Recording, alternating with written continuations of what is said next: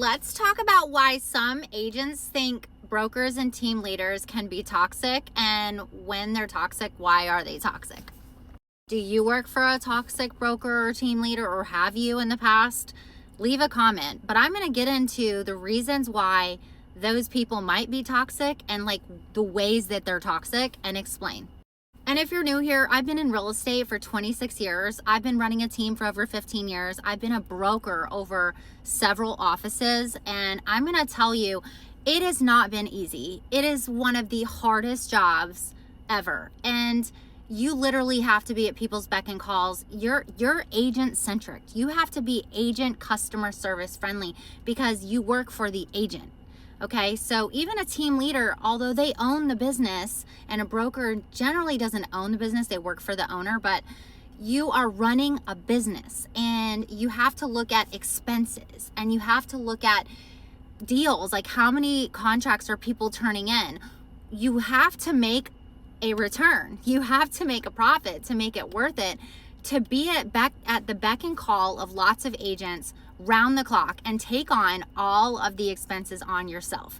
Like, it's a lot of risk, and a lot of people don't really understand that. Some of the teams and some of the brokerages are running between $30,000 and $100,000 a month just for like a handful of 15 to 20 agents.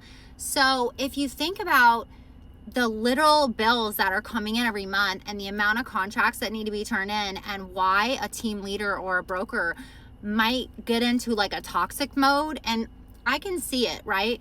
There are team leaders that snap, lose their cool, yell at their agents. There are team leaders that are like, what are you guys doing? Shaming people. There are team leaders that are like looking at their bottom line every month, freaking out. They're brokers that are like, get rid of all the people that are only selling like 3 homes. We don't want them here because they're pulling our average down. Or get rid of the agents that are bitching all the time. Or, you know, because you have to look at it like a business, and you can't look at it like a hobby or like you have friends. You have to be like friendly to everybody. So, and that's the thing, like we have to have our real estate agent hat where we're like so nice and friendly to consumers and nice to the agents and teaching and everything, but we also have to have our business person hat on. And I can tell you, there are some brokers and team leaders that literally lose their cool because they provide an environment where they think that the agents will thrive. And the problem is, they provide this environment, want the agents to thrive, give them the rules and the duties that the agent needs to do. And because the agent is a contractor, they're like, don't care. A lot of agents don't really care. They treat real estate like a part-time business. And one of the traits of a really successful team leader or top producer is they're like a machine, and they're driven, and they're like, a lot of them are not empathetic. They're just not. They're just running ragged, like trying to make the next sale, and they're on to the next month already. They're like, okay, month reset, sales, right? So you can kind of equate it to like the stress and anxiety of like the actual leader or the manager, and they're putting it on all of the subjects, right? All of the people below need to sell the things. And I think that a toxic environment can happen when there's a lot of anxiety on the team leader and they show it in the wrong way. They don't keep their cool. They have bad temperaments, and they literally like throw people out, or they rub people the wrong way. They can also just be like angry. It's hard. It's a delicate balance because you spend so much time and money and energy recruiting new people, and then you turn around and you're like busting their chops for not working.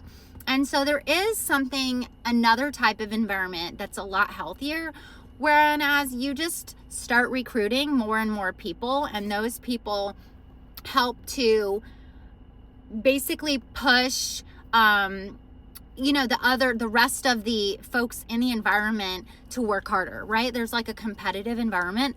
So if you have enough agents, you're not a slave to the few agents that you have. If you have a lot of agents, like 100 agents, then you're not close on your bills every month because you should be getting contracts. You also have to foster an environment of value and training and energy. So if the team leader is toxic, it's generally because they're working too hard on competing. They're selling way too many properties on the side.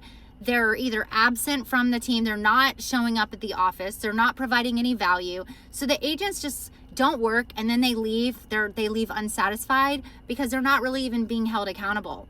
So there's a delicate balance of holding people accountable in a friendly way, letting them know that if they don't produce, that's their fault. It's you can't make people work, right? You can't make people work. And it's something that I've learned over the years, that I can't make people be like me. And I definitely, if you leave them alone and they don't know what they don't know, they just fail. And then it's a reflection on how the team leader feels. So it's a lot of a psychological like mojo that can happen with a broker team leader. And again, people go through seasons, right? I mean, I haven't always been the best. I haven't always reacted the best. I mean, I had to learn management from myself, like from other people. Like I had to just wing it. And I think I've learned a lot. I really enjoy it more now than I used to be a team leader and a broker. But I will tell you, if you're in a toxic environment, that just remember, just be nice to your team leader and broker. Just remember that maybe the toxicity is coming because you're falling short of that person's expectations, and maybe they have like money issues, or something might be going on that you don't know about. It has nothing to do with you.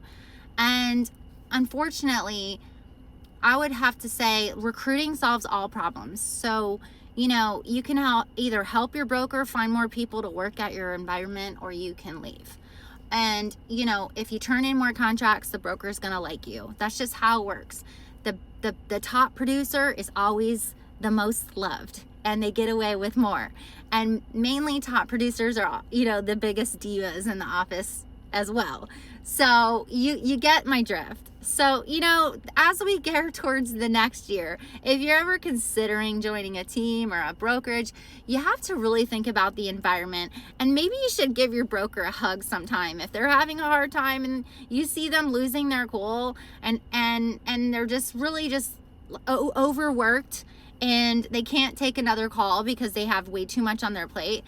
Maybe they need a little help with some structure. Maybe you should step up to the plate and ask if you could be a sales manager, or ask if you could help with training, or ask if you could take some broker calls. Go get your broker license and see if you can help out. I mean, that's my 2 cents. What do you think?